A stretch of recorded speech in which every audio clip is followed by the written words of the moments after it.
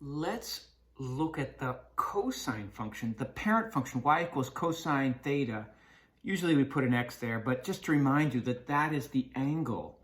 I'm going to look at this function f of theta equals cosine theta, or y equals cosine theta.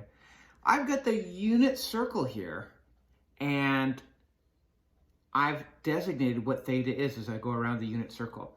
Here, theta, the angle, remember, this is the angle. If I'm opening this angle counterclockwise, the angle is 0. And at 0, because our radius is 1, our point is 1, 0. Now remember, because cosine is always adjacent over hypotenuse, on the unit circle, hypotenuse is 1, so it becomes cosine is adjacent, and adjacent is always the x. So cosine of theta is always the x coordinate. As we go around the circle, we open the angle to pi over 2. We can see the x coordinate, or the cosine of pi over 2, is 0.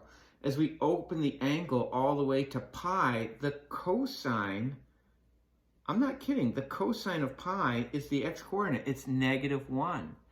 And when we open the angle here, here's our monster angle, 3 pi over 2. The cosine of 3 pi over 2 is 0.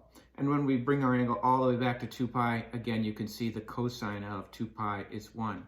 So what we're going to do again is we're going to snip our unit circle, and we're going to unroll that unit circle so that instead of going around with the angles 0, pi over 2, pi, 3 pi over 2, 2 pi, I'm going to be at 0, pi over 2, pi, 3 pi over 2, and 2 pi. Notice this goes on forever and ever in both directions. I'm just looking at one unit circle. Like, the angle can be bigger than one time around the circle.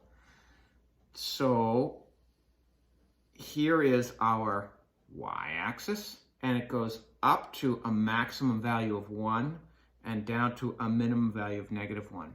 So let's plot the cosine curve as we go around the unit circle. When the angle, here's our angle theta on our, if this is f of theta, we have y and theta. Now we're going to change that to y and x, but just to avoid the confusion now. If our angle is theta, when the angle is 0, our cosine is 1. So we can plot that point. The cosine value is 1. When the angle is pi over 2, our cosine is 0. So this is 1, this is -1. 0 is right in the middle. I'm looking at the y-axis now, -1, 0, and 1.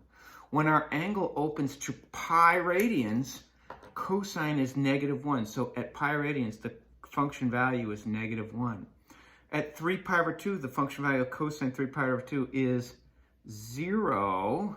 And then when we come back home to 2 pi, our cosine is 1 again. So